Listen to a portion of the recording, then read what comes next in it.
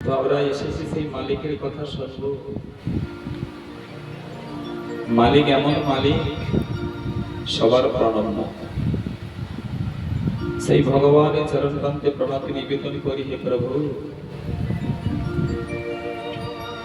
তোমার পৃথিবীতে যত লীলা সর্বোত্তম এই না নরলীলা। নররূপে যে লীলাগুলি প্রকাশ করেছে, জগতে জীবকে দর্শন করিয়েছে, সেই লীলাকে আমরা ধন্যবাদ জানাই, প্রণাম জানাই।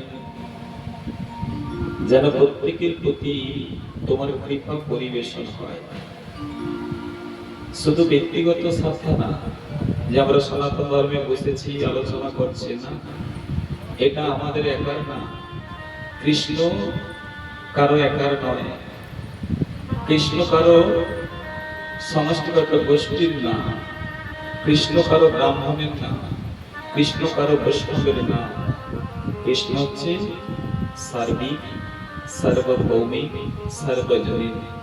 তাই সর্বজনীনের যাতে কল্যাণ হয়, আজকে আমরা সেই প্রার্থনা করি, চৈতন্য চরিত্র লীলার কথা বলি, আস্বাদন করব যে মহাপ্রভু আমাদেরকে কি দিলেন আর আমরা কি নিলাম। দিলেন কি, নিলাম কি। আমার ভালো লাগছে, আমার বাবারা তো আছেন, সেটা বলার নেই, মায়েরা আছেন। এই মনে হয় 12 বছর হবে কি বেশি হবে, শিক্ষা রেখেছে। তো আমি ব্যাসপীঠ থেকে অভিনন্দন জানানোর হয়তো আমার ক্ষমতা নেই। আমি ছেলেটাকে জানাই এটুকু, ঈশ্বরের কাছে প্রার্থনা করবে, ভক্তির পথে তো আসতে চায় না। এসেছে যখন, আমাদের যতটা সাধনা রয়েছে যেন ওর প্রতি কৃপা করে ঈশ্বর, এটুকুই প্রার্থনা।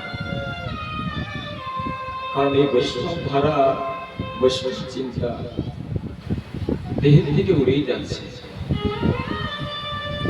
বৈষ্ণব এমন একটা বস্তু, আমরা যখন আস্বাদন করতে থাকি, যে বৈষ্ণবের চাওয়া পাওয়াটা না থাকে ভালো।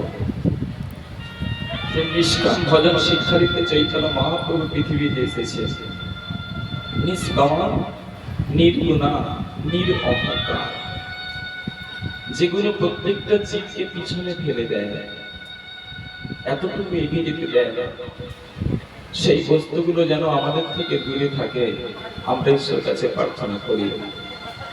কারণ ভজন সাধন এত সহজ বস্তু না। আমরা যেভাবে গ্রহণ করি, এত সহজে এই বস্তু পাওয়া যায় না।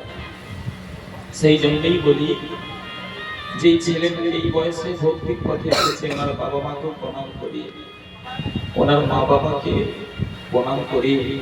এই কারণে মাতা শুদ্ধ হলে তবে পুত্র শুদ্ধ হয়, পিতা শুদ্ধ হলে তবে পুত্র শুদ্ধ হয়। সেই জন্য মাতা পিতাকে তো প্রণাম আগেই করতে হয়।